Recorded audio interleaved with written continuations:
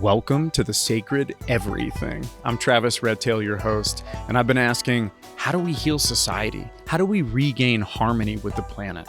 I'm inviting you to explore the practical and the pleasureful ways that we can transform ourselves, empower our communities, and catalyze a revolution of regenerative life in our neighborhoods and beyond.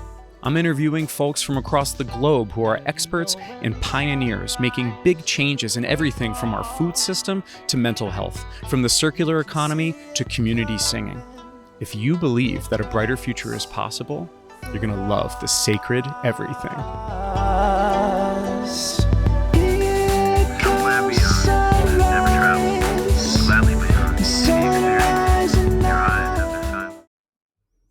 Welcome, Caroline, to the Sacred Everything podcast. How are you today? What's alive in you today? Hi, thank you so much for having me. Yeah. I'm just so fueled up lately and really excited about some of the things that we're working on, but just realizing how important it is to be an active participant and making this world a better place. And so those are the kind of things that I've been thinking about lately.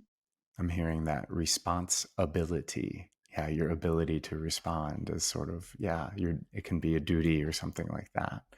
I wanted to start out just by connecting into some divine frequency, a nice quote, a grounding energy for our conversation. And I know that you found something that you wanted to share, so let's hear it. So I love Jane Goodall. It was my dream to meet her, and I actually did get to meet her. She's a very, very, very nice person. But one of the quotes that she has that I feel like I'm very aligned with is it goes, "What you do make a difference. What you do makes a difference, and you have to decide what kind of difference you want to make." And I feel like that is true in everything that we do. The way that we decide that we want to treat each other in a business setting or in a personal setting, the types of events and projects and things that we give our energy to, we're deciding how a difference we're going to be making through those actions, and what kind of difference that you feel called to make in your life, and not just thinking about going throughout each day trying to just make money or to do something selfishly, but to contribute with the experience that we have here on this earth to do something that really matters. So that's something that really inspires me.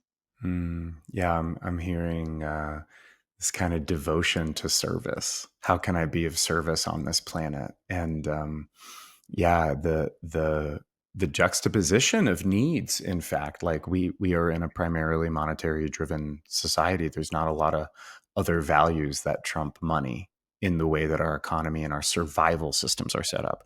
Our water, our housing, our food, our socializing, everything is monetized, everything is intermediated.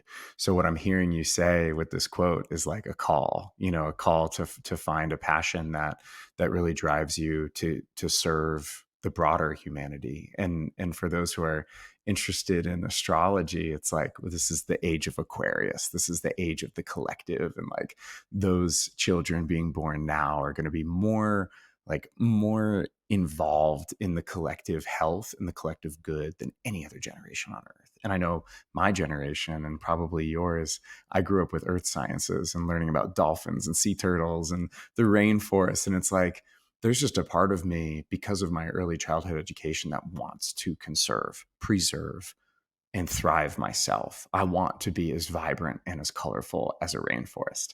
I want to be as vibrant and as colorful as a coral reef, probably more like 20 years ago before they were all bleached.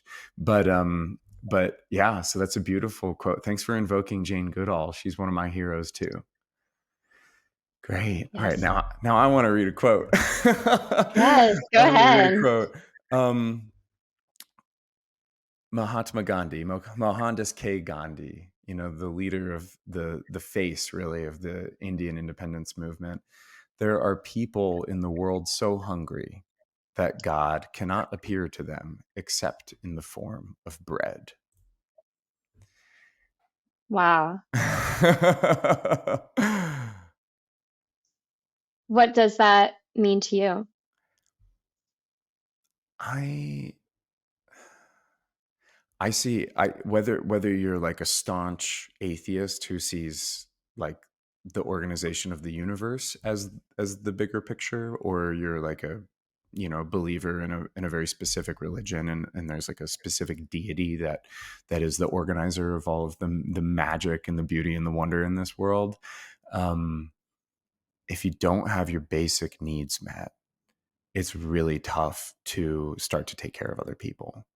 And when I think of interacting with the divine, I think of it as a vibrant, colorful act, like going out and dancing with people or gardening, like being in connection with others, or being in such a content state of contentedness that I can be still within myself and I can feel the vibrancy of all of my mitochondrial reactions in my cells and like that. And so that to me is engaging with the divine.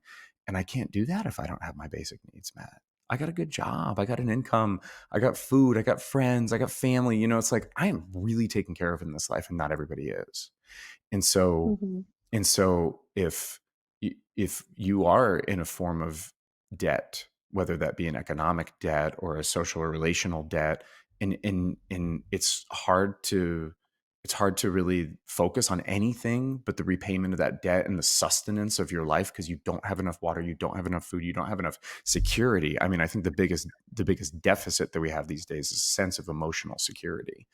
And Hmm. so, and you can have all the money in the world, but you can be completely unhappy, and so if we don't have that solved, the richest people can still not connect with the divine. They're still just looking for the food. So that's my I like that. And I found a food quote, because we're going to talk about food. We're going to talk about this. And I want to before you start, I want to just sort of introduce where all of my inquiry is coming from. We're going Hmm. to meet Caroline here in the frame that my vision as a architect and a urban planner who's been at this conservation and sustainability game for 20 years is that we can revillage the street that we live on to reduce our consumption, to increase the love and connection and the ways we depend on each other socially and love each other and celebrate together, and live a vibrant, healthy, more walkable, more organic, more like delicious and vital life All my without. words. I love that. You love that? Okay, well that's I it. love all those words. You love those words. And my day job is to use policy and technology to fix problems. And the more I work at my day job, the more I think that's not the only answer, and it may not even be a good answer. I'm interviewing folks because I want them to join my social movement. I want to collect every ally on earth and make us all feel like we're marching towards the same vision of like liberating us humans from the clutches of inhumane systems and birthing parallel systems, and maybe those become the dominant systems at some point, so Mhm. you are here honestly as the debut of a new type of podcast that I'm doing under the same name of the sacred everything. But you could ask, how can we build our world on love? How can the new world be built on love and not on um, the current monetary system, the current systems of honestly like social treatment, even interpersonal trauma based treatment that we have with each other. So I want to hand it over to you, Caroline. Tell me kind of how you came to do what you do. Let's start with what you do, and then I want to hear the Okay. whole backstory and how you came to do it. Love that. So basically, my name is Caroline, and I'm currently the Chief Operations Officer and Fleet Farming Program Manager of Ideas for Us. And basically, what we do as a 501(c)(3) nonprofit is we develop, fund, and scale environmental solutions to solve the world's most pressing environmental problems. And a lot of those problems are related socially as well. So, just like you were talking about at the beginning about how we need to have our basic needs met first. And that's one of the things that I love about what we do is we help communities with where they're at with what they need first. So it's not like a cookie cutter solution that we're putting on a community, but we're having leaders from those communities rise up and lead projects that help their basic needs, or they help their innovation onto that next step. So whether that is helping to plant trees that help to prevent erosion and flooding that is due to some climate related events going on in an area, say Uganda, or if that's creating a farm for an orphanage in Rwanda, or if that's going on to doing other things like creating women's menstrual pad workshops for women in Nepal, trying to get further into their societies when there's a lot of stigmatization, negative stigmas about women who are menstruating being an active member of society. So there's so many different environmentally related problems that communities can face, and Ideas for Us helps to create events and programs and projects directly with those communities to help create a better world. And one of those programs that we're most well known for is fleet farming, and we'll dive all into fleet farming during this conversation. But the basics of that is taking underutilized land or lawns and converting that into productive micro farms, or what we call farmlets. And that creates any neighborhood, urban, suburban, into an agrihood. And we create these edible landscapes of either row crops or fruit trees or berry bushes or whatever is most appropriate for the site, and to a system that the community is actively farming and sharing and donating and whatnot. Um, and the way that I got into this beautiful environmental world that I feel very privileged to be a part of, I basically did not know what I wanted to do with my life, as many young people do. And at 20 years old, I basically was riding my bike in my neighborhood, and I came across a lake. And at that lake, I was meditating with a friend of mine, and I felt this overwhelming sensation that my life was going to change that day. And so I continued to ride my bike, and I found this forest, which was in my neighborhood, but I always kind of rode past it. Well, on that day, I decided to ride into the forest, trespassing, really. And there was a man standing on the outside, and it turned out that that was a 7-acre botanical garden run by a historic society nonprofit. And he was the caretaker in this beautiful 1880s house built by hand, Hmm. with heart pine, really beautiful home. And it was being used as a museum. And he was living there in exchange for taking care of the property. And so he told me that he was leaving at the end of the month and that they were looking for a new caretaker. No way. So, way. So no schooling, nothing. I Wow. convinced the nonprofit that I was the perfect choice. Me and my brother, we were going to become caretakers. We were going to live there for free. We were going to, create all these programs and get to know all of these different plants that I became mesmerized by. Wow. Walking through the garden with the current caretaker, he knew every single plant.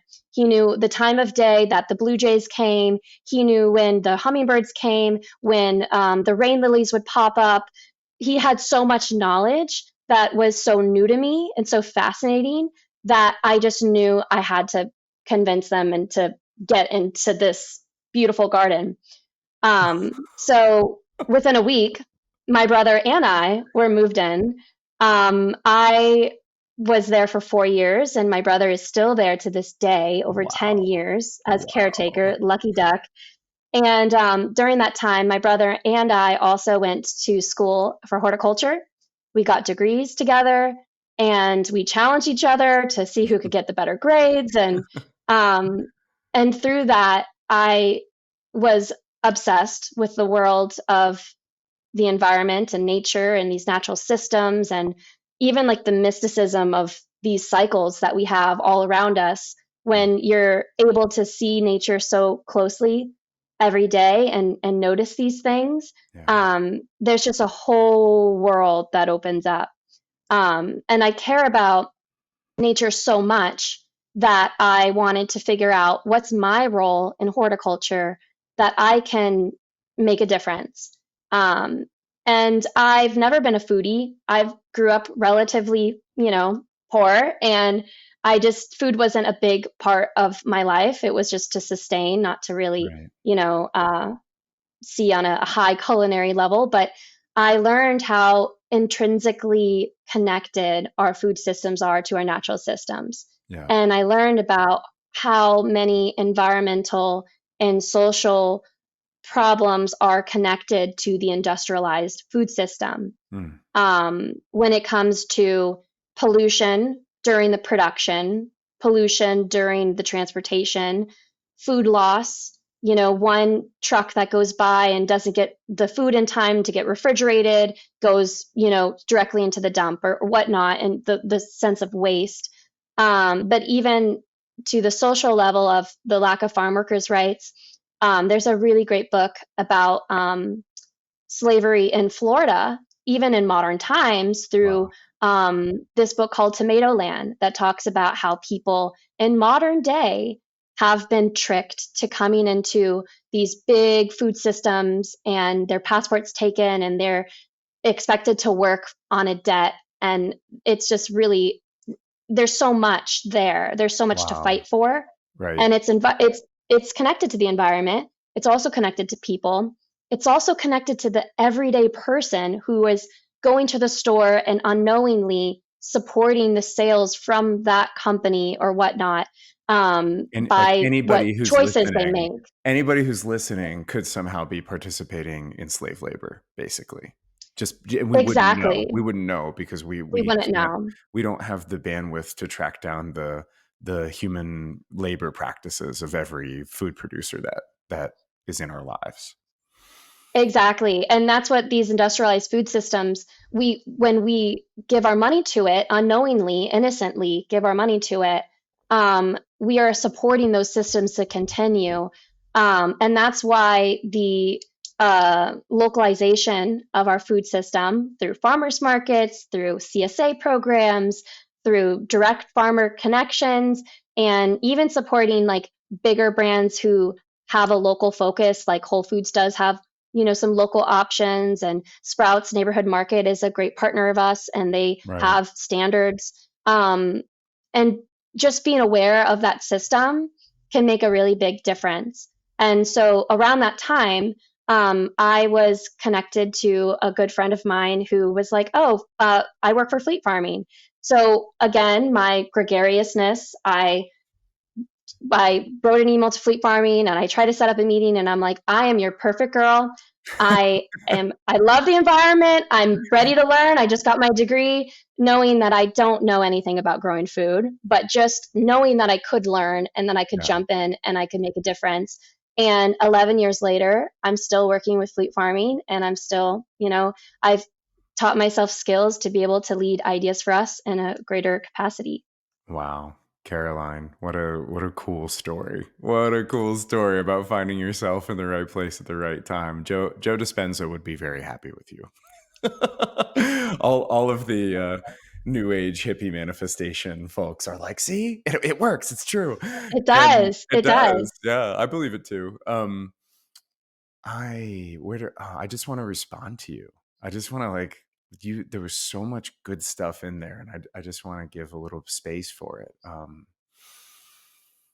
Mm, yeah. So I hear a lot of synchronicity, a lot of you just kind of making some real direct, feeling your intuition and directly saying something's gonna happen today, and I'm just gonna like keep walking. I'm gonna do my part by keep walking, but then I'll be at the right place at the right time. So twice, the only two Hmm. career moves you really had to make happened in that way. So that's something that a younger version of me would never have believed.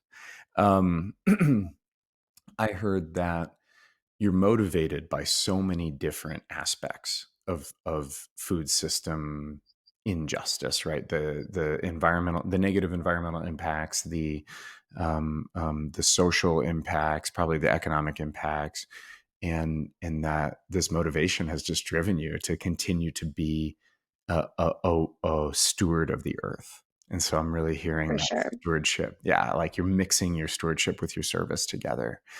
And and doing it in pleasure. It was like, oh, I'm gonna do this with my brother. I'm gonna like really enjoy this. This isn't this like heavy weight you're carrying around your shoulder. This is just something that's just, well, naturally what's gonna feel good right now. So those Mhm. are all those points resonate with me so much. And they're things I'm trying to You learn. I'm trying to make Mhm. decisions more based on pleasure than on what I should do these days.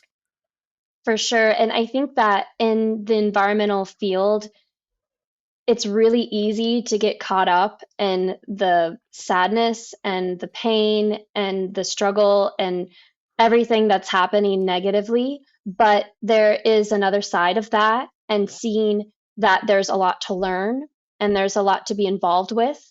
And, sometimes I will get connected to college students and speaking opportunities and get to talk to people about what they care about and what are you doing with your degree? Why are you doing this? Hmm. And sometimes there seems to be apathy. There seems to be kind of like not a lot of understanding of what they should do. There's a lot of students out there that they have no idea what they want to focus on. Hmm. And for someone like me, I just feel like there's so much. I could get caught up in fruit trees alone and learning about them and planting them and advocating for them, or all the way down to like a specific type of insect, and Right. how can we support that insect and how can we plant the host plants and get that. So there's just so much work to do.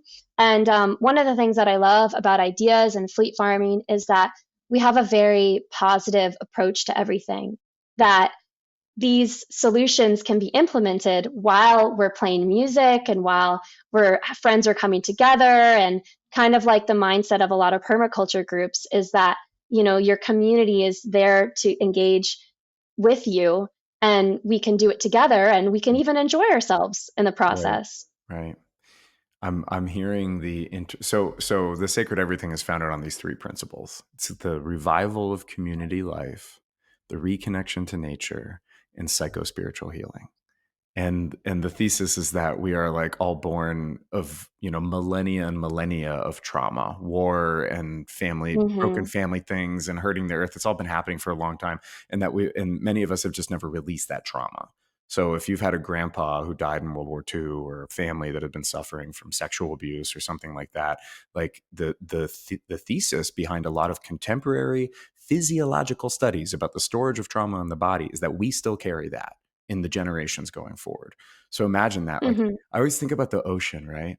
I bet the first ocean didn't have as many waves as the current ocean does. Like, I like the conservation of energy means it's Wow. got to stay in there somehow. So sometimes I look at the micro ripples in the ocean and I'm like, I wonder if those are waves from like a billion Wow. years ago. Wow. And I think about that with the accumulation of cultural artifacts like trauma in the body, or music. Hmm. Music, right? I mean, we've been developing the music that we have today is more complex, probably more sophisticated in some ways, and just as beautiful as the first song sung by the first people, 100,000 Hmm. years ago, hundreds of thousands of years ago.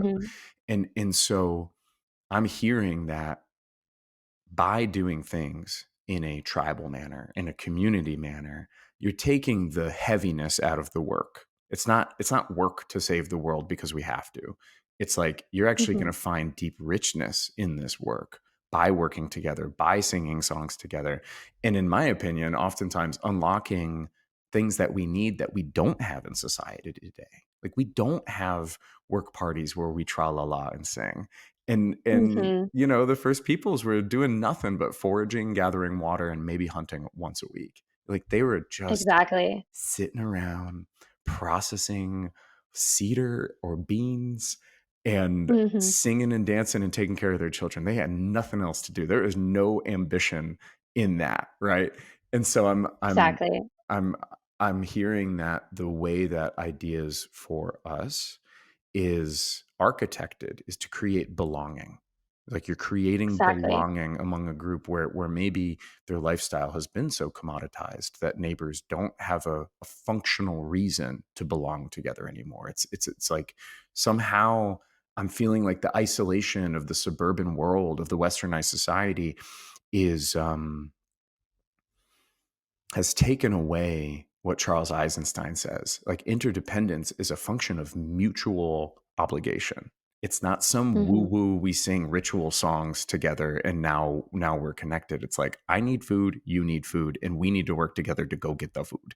And like Yeah. that's primordial. And we don't have that. Like, the monetary exchange that we do with our time does not feed us in the way that we used to be fed as social creatures. So the reason why I want you on this podcast, and I'm so excited for you to be here, because you guys are like doing this in the world, and you're doing it Yeah. all around the world, and you're tackling social issues like, shaming of having menstrual cycles in developing nations. Hmm. I mean, this is like one of the, yeah, I learned about that in grad school. And yeah, you think, wow, the cultural standards are so different everywhere in the Hmm. world.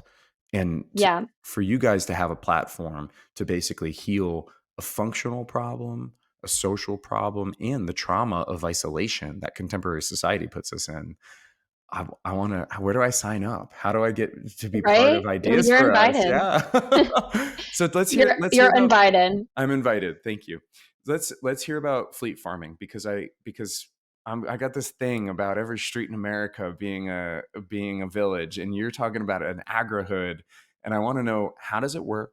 Where is it being done? What scale is it happening on? So, fleet farming's goal is to transform the average American lawn into a productive microfarm or farmlet, like I mentioned.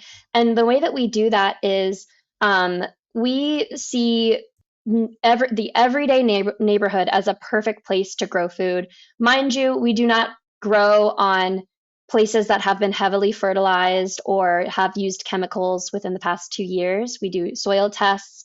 We also build up anyways in our agricultural rows. And we were really mindful of contamination, but um, we have a lack of agriculturally zoned land. The way that we have our neighborhoods built through, in my opinion, very poor planning is that a lot of the times we'll have a suburban neighborhood that is a cul-de-sac style planning development, and then maybe a couple miles away you'll have a grocery store and a couple chain places, and we have such a reliance on vehicles because of the way that Bartholomew or the planners of certain areas like in Florida, they decided that we are going to be a automobile environment, that's more for that than the way that villages and different developments of years past. For example, different places in Europe, they're more intrinsically connected to land, knowing that everybody kind of grows food together and has something.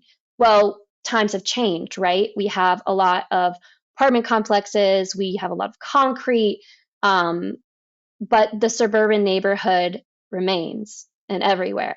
So, how do we grow food in a city like that? Well, Fleet Farming as a nonprofit, and mind you, I have not met a lot of farming nonprofits, um, a nonprofit program of Ideas for Us, but Mhm. we see it as an opportunity to be the connector between these lawns and these areas of land with the greater community. So we're currently in two cities. We are in Orlando, Florida, and we're in Sebastian, Florida, and soon another city. We have our sights on expansion because we basically have our process down, and dependent on funding, we can bring this to more cities. And so, for example, in Orlando, in the community of Audubon Park, this is where fleet farming started, and actually started on Chris Castro's front lawn, who is a leader in all things environmental. He's currently serving as a staff member to the Department of Energy. And so we started in his little sunroom, worked there for years until we were able to get an actual office and actual funding. And mind you, when I started, this was in 2000. Was it 2014? Fleet farming started. I started 2015, so very early on. The program had no money, Mm. and I myself treated it like a full time job because I had the botanical garden I was living at. I felt like I I was the right person to put my heart into it because I had that support system and that privilege, Right. right? And that's my whole philosophy on like responsibility. Like if you have a privilege, you kind of have a responsibility to, Mm, use it and to give back. But so we basically started to talk to homeowners and said, who wants to donate their lawn? You don't have to mow it anymore. We'll do all the work. You can get part of the harvest. And we had so many people reaching out. We actually went viral during that first couple months I was hired, and we were on when NBC. was that? What year was that? That I think that was summer 2015. Wow. And mind you, summer is not a great time farming wise in Florida. So to go viral during that time and to get all these news channels reaching out to you, it was like anxiety. Like, what am I going to show these people? Sure, But right. we made it work, and we had all of this press and NPR and NBC and Modern Farmer and Greenpeace and all these different publications. But um, basically, we saw that we had a lot of people that wanted to be a part of the program. So we were serving maybe 12 front lawns into farms, and we were, composting and growing the food and bringing that to literally by bicycle to our local market, and also donating the food to food banks. So, SNAP certified farmers market, food donations, and sharecropping with the homeowners, and being able to take some home for staff. Hmm, We were growing so much food, and it's such a good point that Florida should be a major food producer. We can literally grow all year long, right. which not every state can say that. And we can grow staple crops like sweet potatoes and things that are sustaining and have a little bit of shelf life. So there's a lot of options for us there. But so our program is hyper local, which means that we're going on bicycle from lawn to lawn, farming with volunteers, with interns, and with a small staff. And so that's the concept of fleet farming. We just expanded to Sebastian, Florida, with the amazing team at Chosen Retreat through a USDA grant. And that program of fleet farming is also lawns to farms, but in addition, we're doing community gardens for seniors and doing senior focused programming. So, Mm, which we're also doing in Orlando, but the senior focus is that branch's main focus, because it's in a community that has a lot of elderly people, a lot of people who want to contribute, they want to give back. And like you said earlier about healing, it's really healing, in my opinion, to be able to find purpose in service mm, and being able to share something tangible like food in that process with yeah. their community.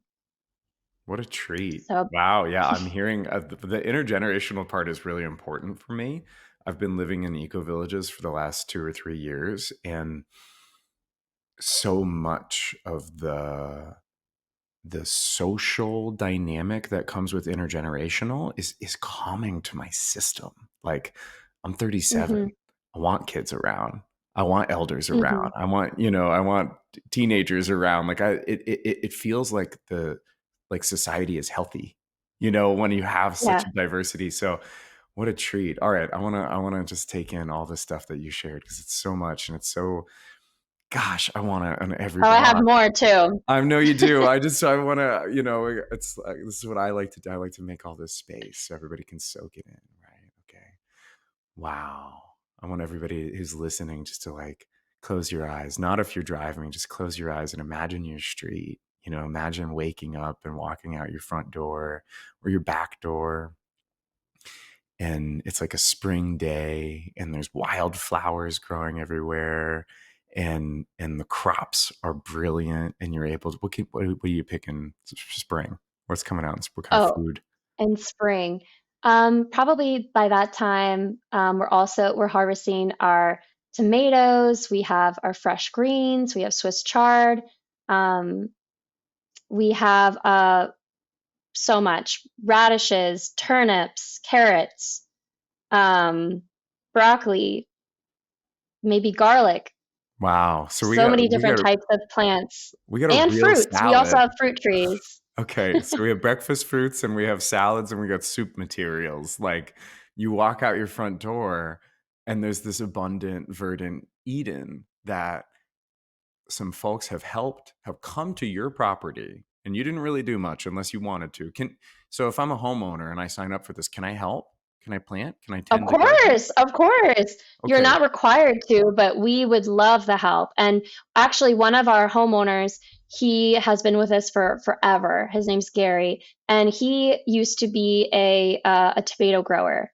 He had his whole life. He is obsessed with tomatoes, and every year he helps us to grow them on his farm.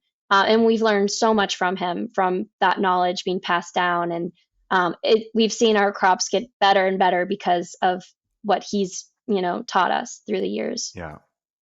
So okay, so we're all still in the meditation, right? We're walking out our front door and we like see these kale and these radishes and all these things coming and we think, oh, I can pick that and eat that tonight. I could pick it and I could share it with somebody on my street. I walk down and the next yard has a little something different in it. What if I'm walking down this sidewalk and I don't have tomatoes, but my neighbor has tomatoes? Do I feel like I can pick a tomato? Yeah. Really? When we're growing so abundantly, there's enough for everyone. There's a song leader, the sort of the progenitor of the circle singing movement. His name's Lawrence Cole, and he has a song that goes, "When one has, when one has, when one has, everyone has." And yeah, I want to live in that world, Caroline. I want to live in that world, and I live in a co-housing community, so we have terraces. Nobody can drive to their homes. It's all sidewalks between the homes. Is beautiful. I have these greens where all the multi-generational families, children have grown up here, and they have children now, and when I walk by the terraces and I see a tomato and I'm hungry, and it's like kissed by the sun. It's warm. It's still warm from the sun when I eat it.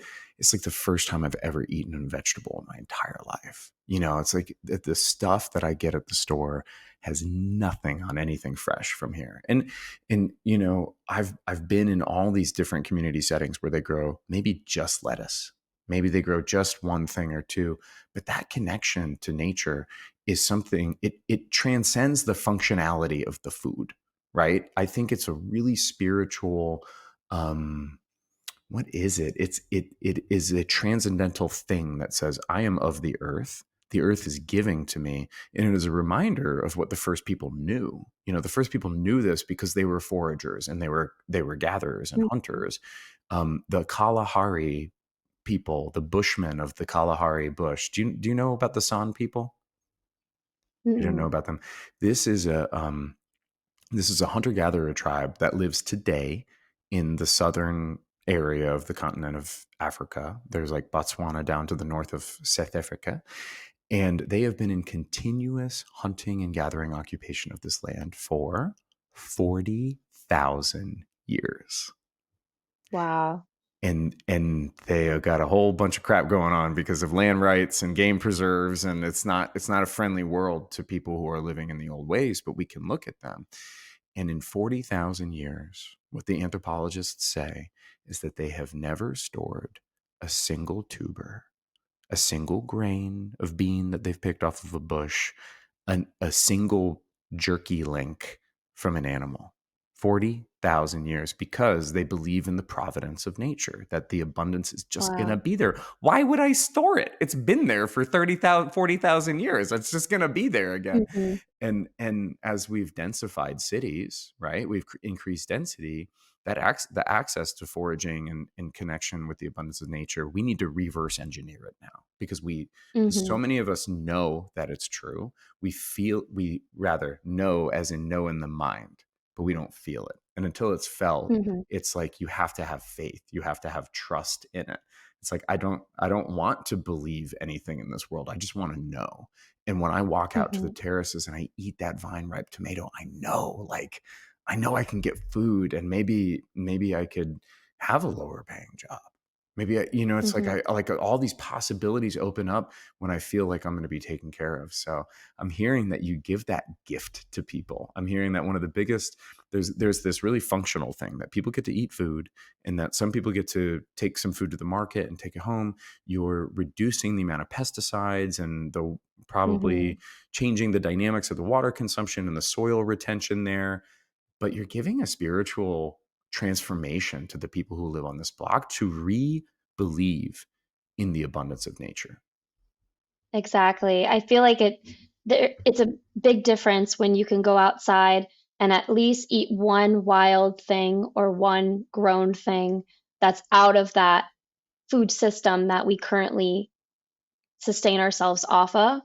And in the neighborhoods that we serve, there's just another level of like vibrancy and like, life when you see people that are tending to the soil in your area, and you can have conversations with passing neighbors and even people who are feeling lonely and feeling isolated. They can come outside and they can see us and they can join in if they want, and they can have that sense of community because we live such separate lives. We all, a lot of us work online. A lot of us are just inside staring at a TV. And it makes sense because when you look at a lot of environments, we don't have groups like us that are giving that opportunity to people often. I've actually rarely seen it in public spaces or even in like urban environments where people have that. I think a good example actually is like a little free library. That's a good example of a homeowner that understands that they're part of a community and they want to give back and they want to say you're actually welcome to come here and I can share something with you, and having that and having community gardens and even just having fruit trees that are along walking paths, or pollinator gardens that have flowers for your neighbors to enjoy. These allow for people to be able to feel more safe and connected to the areas around them. Beautiful.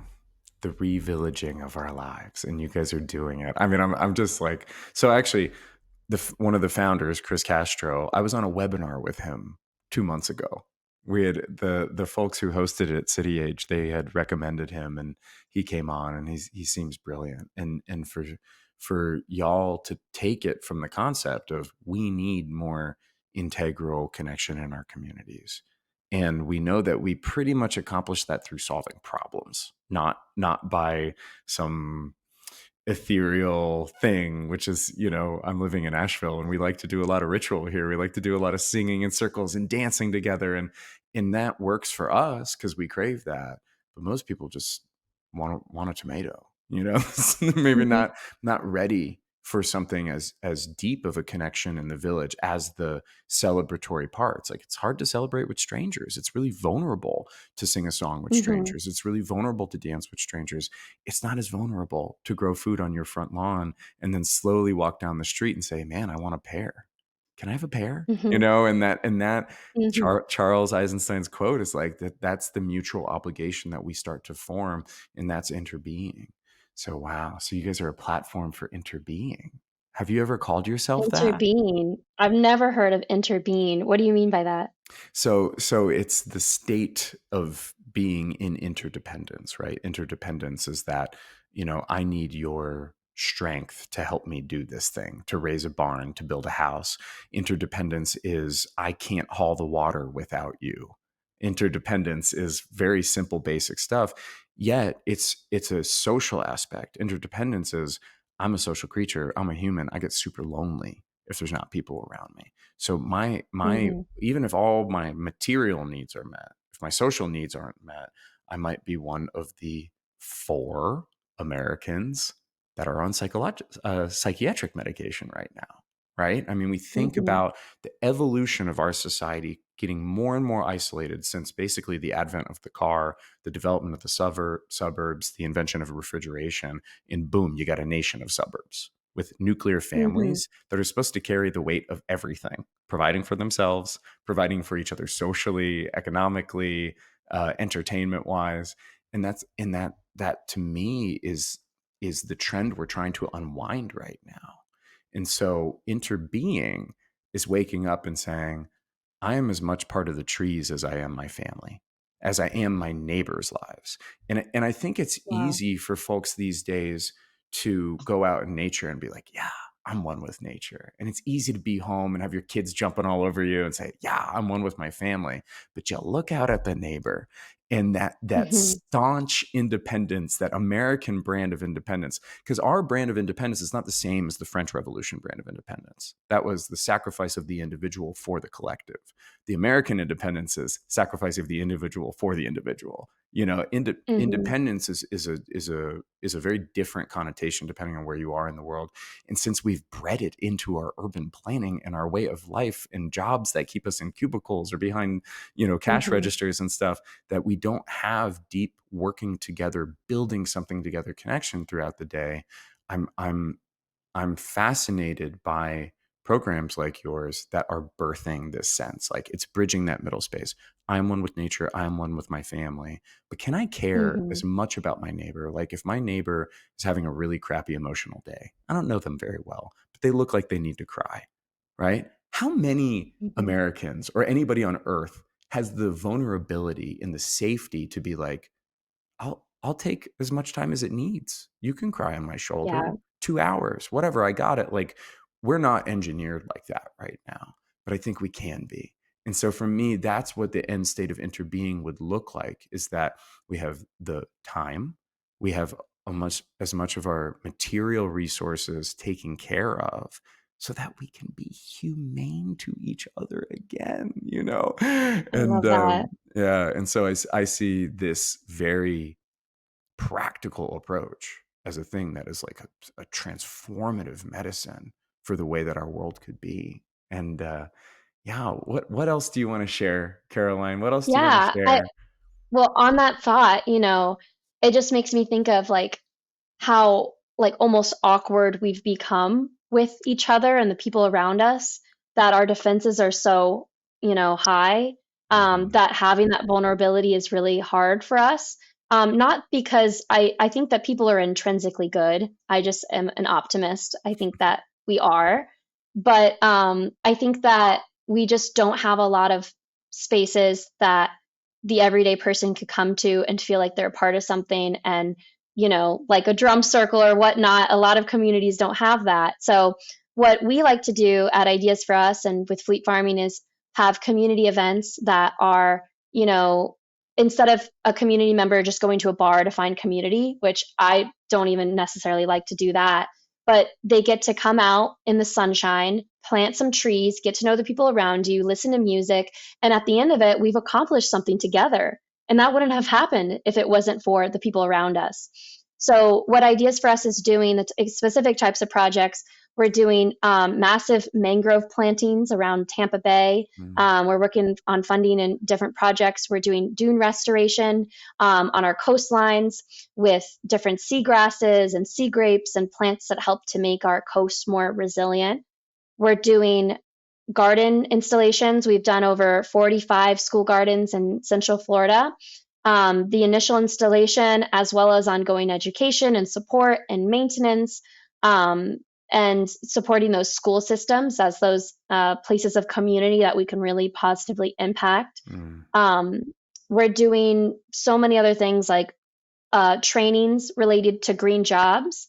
So, helping people to get connected to jobs in the solar industry and education to be able to get there. And likewise for urban agriculture, we've done a number of urban agriculture trainings that were such good vibes. Like, honestly, like my favorite things we've ever done, because just bringing together people that they want so bad to have this new world that I fell in love with as their new world, and they want to have a lifelong career in growing food and urban agriculture and related floriculture and whatever their thing is, and being able to learn from farmers. Like I'll shout out one of my favorite groups is Meacham Urban Farms. They mm, do such a great job, and their training was amazing. Um, and then just doing, on a micro level events that help the communities, like pollinator gardens to help beautify areas of our city that have been neglected. And I could go on and on and on. We just have so many different projects. like fleet farming, that are taking areas that may not have been the best and making them into something really beautiful and that connects the environment and animals and people together. So we have a lot to do, but we're already, doing so much that it's good to also take a step and to appreciate within ourselves that um, experience that people have when they come to our events. So we want to get as much done as possible, but at the same time, we want it to be a really good quality experience for people to enjoy themselves and be a part of everything.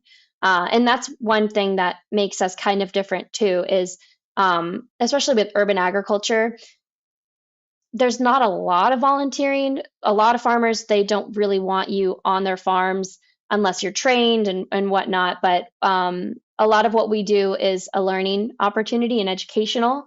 So, yeah, we might have someone accidentally weed the wrong thing, but it's a time for people to learn and to be a part of it is really important. I'm laughing because I've lived in an eco village where there was a huge row about weeding because somebody had weeded Yeah. medicinal plants and somebody was going to make tinctures out Yep. of them. It was like their livelihood. Hmm. I'm not laughing at that person. It's just weeding. Yeah, weeding can be a big deal. Oh man, I'm hearing pleasure. I'm just hearing that like that fleet farming is going to prioritize pleasure as much as it prioritizes productivity, right? Because it's two parts of Hmm. the brain, right? The left brain wants the Yeah. color and the touch and the connection, and the right brain wants it to work, wants it to feel good and feel productive. You know what I'm interested in too is like I'm in this environmental world and I can be directly involved with things that make me feel really good. I think that it's interesting to take those same understandings and put that on any job, like any job that you have, even if you're going to an office and you're going to a place that you don't like and you're working at a cubicle and there's no windows around you in your office, which is the experience of one of my friends. And just asking, how can we apply those same ideas in a not ideal situation? Like, I don't think that everybody can get into the environmental world, even though I would love that. I think you'd have a great, great time in the environmental sector, but not everybody can do that, right? We need people in all these other different important jobs and careers, but remembering that, we're part of the solution, even just in the way that we interact with each other, that we have the opportunity to be able to communicate in a peaceful way and be Mm, understanding and forgiving in a peaceful way and to help, you know, create an environment that is comfortable for people. Like uh, people have a lot of anxieties and a lot of depression and a lot of like challenges already. And some spaces, it might seem like it's not able to change, but just to maybe remember that no matter where you are and what you do, you can have a positive impact on the people and the places around you by having more of a good intention to improve things. mm. Yeah, I'm hearing nonviolent communication. I'm hearing like how do we yeah, how do we take this idea, even if it's not connected to saving the earth necessarily or stewarding the earth, and bring the same principles of collaboration of that, like this needs to both be pleasurable and what did I say, productive, like that. Hmm. That's very satisfying for a human. That's very satisfying for contemporary human for sure. Um, yeah. How do we do that? I'm going to use this moment as a shameless plug for the course that I developed, and I've never told you about this, so I'll just tell you about it. But it's called "Empowering Revolutionary Leaders: How to Live Simply and Change the World." And we actually start with mindfulness and meditation and learning sort of philosophy around why the patterns of violence and the patterns of consumption are the way they are today. And so I've spelled that out into sort of like five main roots. And the punchline is basically that if you meditate, there's scientific proof that you can reduce the reactivity of your amygdala, right? And the amygdala is the stress center of the brain. It's called amygdala hijacking whenever your fight or flight response takes over any of your I think it's your prefrontal or your frontal cortex logicking that happens. Like you get hijacked by the stress part of your brain all the time. Like Mm, your kid's doing something and you think they're going to fall, a car cuts you off. But there's so many micro stimuli in the world. I am not a neuroscientist, but I believe that we're getting way more triggered than we would have if we were the first peoples. And it was like just me in the forest and my kin, you know? Um, so we go through that and then we learn nonviolent communication immediately, which is basically that if you don't have a bedrock of conflict, peaceful conflict resolution tools, these are skills you can learn and a way to express yourself in a language that doesn't judge other people. For example, I feel attacked right now.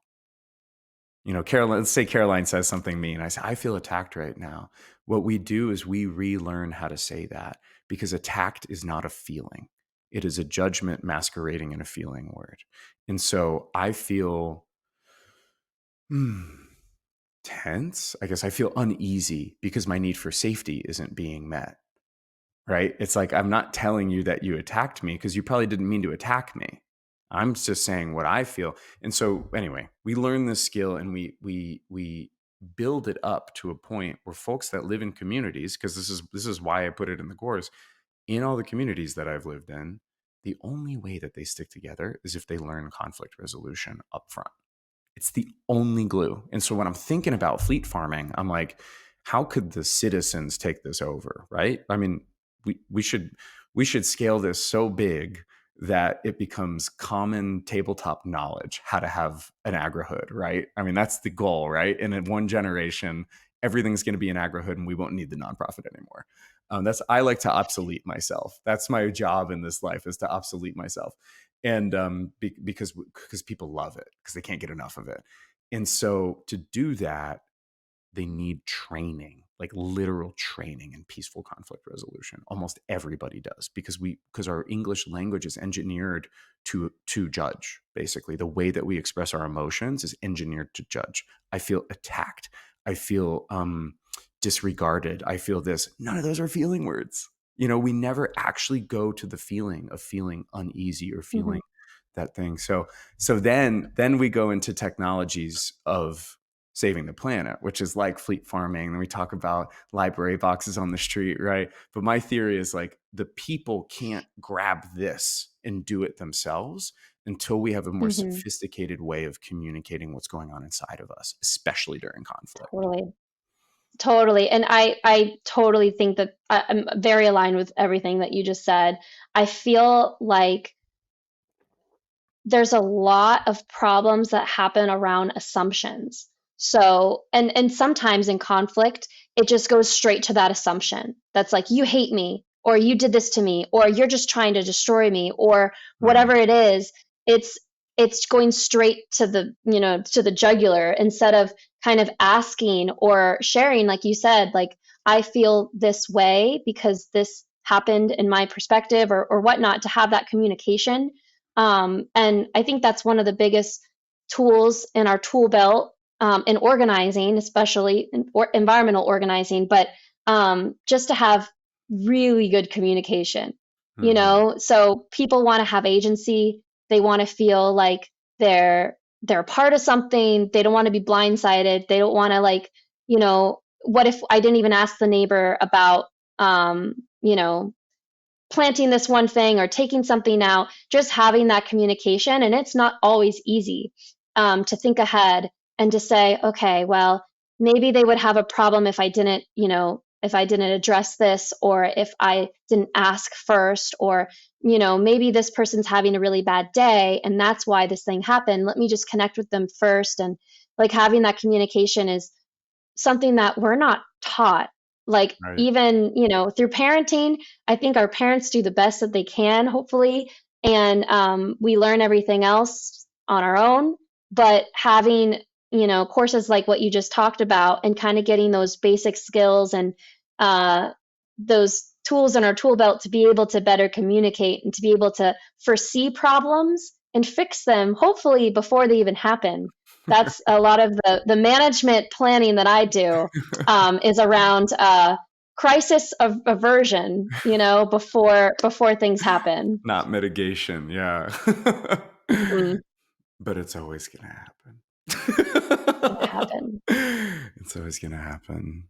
Well, Caroline, we went there. We went there with, yeah, what it really takes, because I honor the work that y'all are doing, and I want to also just push, right, and be like, when it gets so big and everybody's trying to do this, there's still the root problem of it's tough to collaborate in this world. We just don't have the skills. So thanks for going there. Thanks for seeing that. I mean, have you found moments where there's conflict in the way that fleet farming is happening, and how did it look, and how do you think it could have gone differently, or how did it go?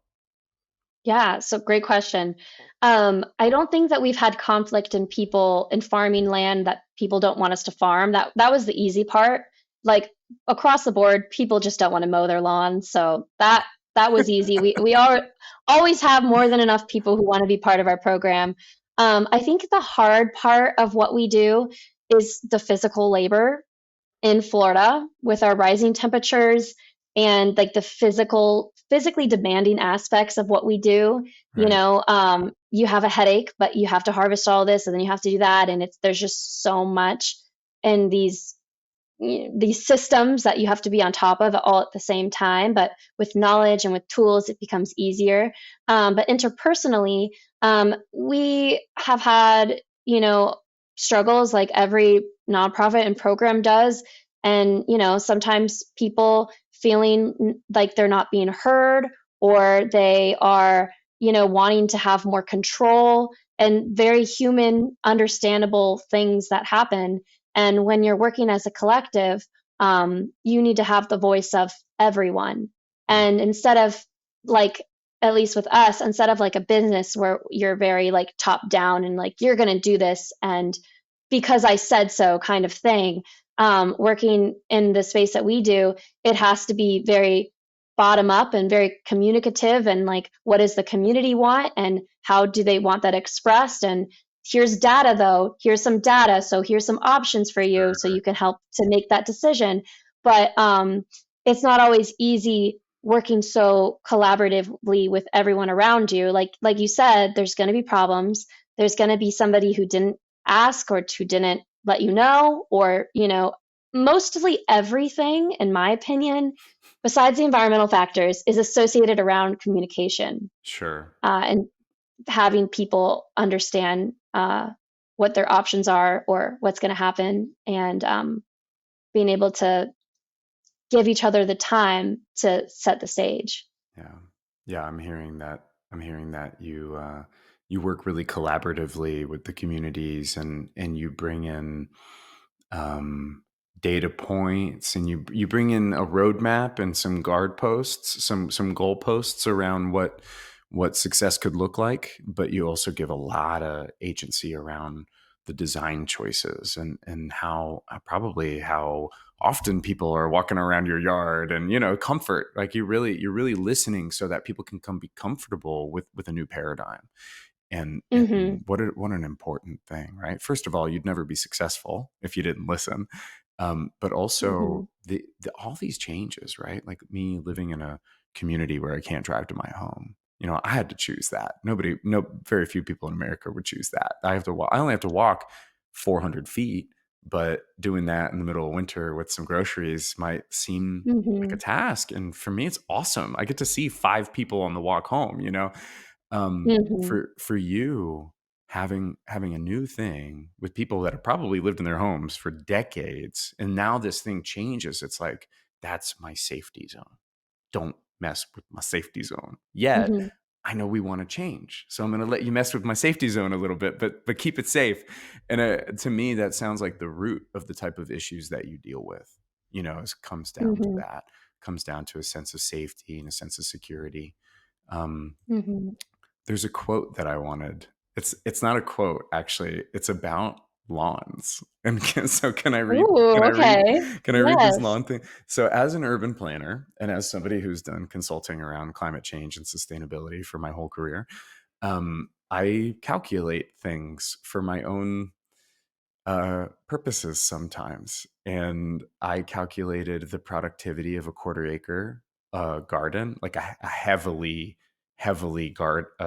flourishing, abundant quarter acre garden. And if you look at the Homesteader's Handbook, you can get so much food that it could be almost 70% of your diet can come from a quarter acre garden for a household. And if you look at the amount of lawn space in the US, there's about a half acre per home across the entire US, which means some places have a lot more, some places have less, especially in urban areas. But I got really curious about lawns because it seems to be the problem, but it's also the solution. Like our car dependent society makes us the highest consuming culture on earth, North America. That's the problem. But how could that be the Mm-hmm. solution? Right? The solution is that Yeah. we could provide for ourselves. So I here's what the internet says about lawns. Today, American lawns occupy some 30 to 40 million acres of land. Lawnmowers to maintain them account for some 5% of the nation's air pollution, probably more in urban areas.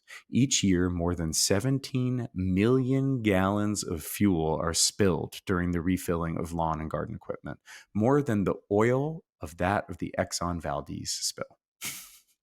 Homeowners spend billions of dollars and typically use 10 times the amount of pesticides and fertilizer per acre on their lawns than the chemicals used in industrial agricultural applications. They run off and they become a major source of water pollution. And as somebody who grew up in Florida that drinks from a well and put ant killer all across our lawn, I'm thinking, wow, I was probably if there wasn't enough natural filtration down to the aquifer, I was drinking ant killer growing up.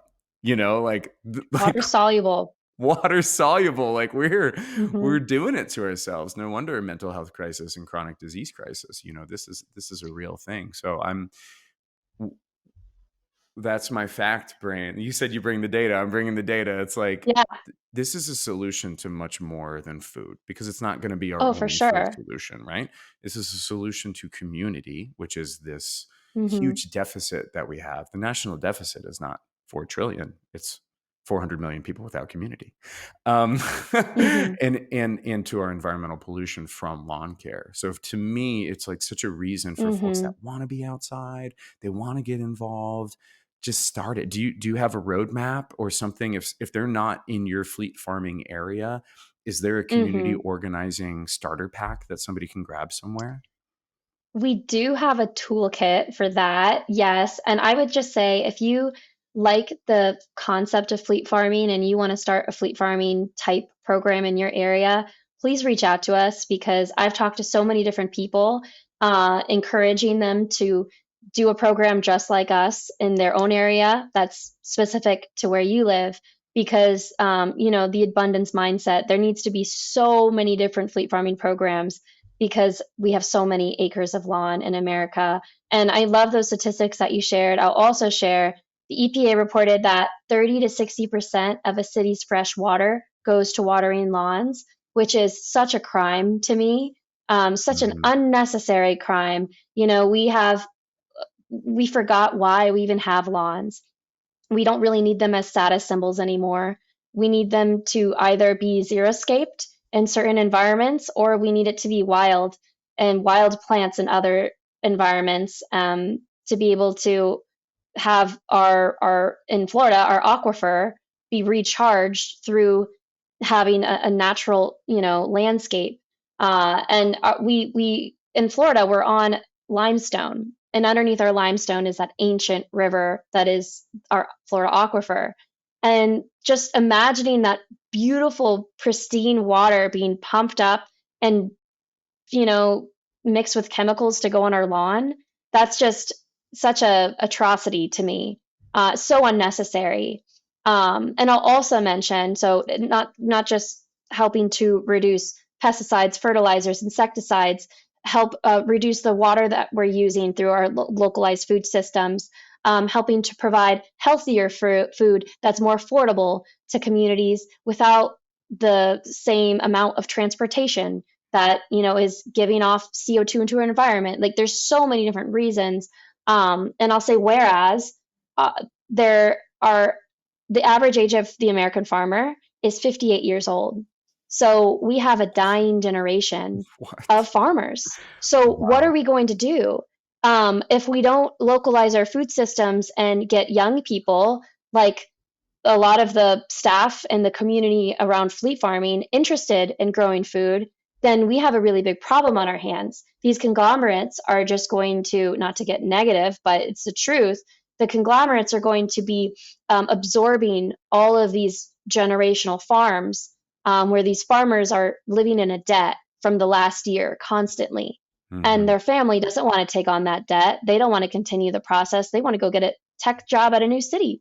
Right. So we're going to be forced more and more to go into these localized food systems. So you might not see you might be like, "Ah, I don't even know how to grow anything." But even if you start with just growing your own herbs at home and even stop using chemicals just off the bat, stop using chemicals, mulch your garden if you don't want it to be super weedy. You can do cardboard and mulch if that works for you. Hmm. But just having that mindset and that responsibility, the word pops up again, to do something, a part of that bigger image is really important now more than ever.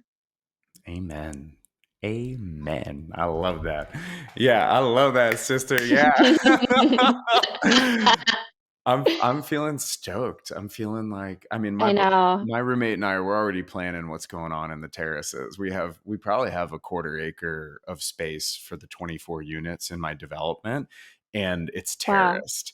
And we're gonna take over the whole thing next spring. We're just gonna go ham Yes. on it, you know. So It's so much fun. I'm stoked. Caroline, what a delightful. See, you were keeping it really positive the whole time, and then I brought in all the destructive facts, and your fire came out, your collie came out. We got to do this, Mhm. we got, Mhm. and it's practical. And these are the kind of change makers that I want to work with. Right, are the ones that are solutions oriented and understand that people are just doing the best they can to meet their needs every day.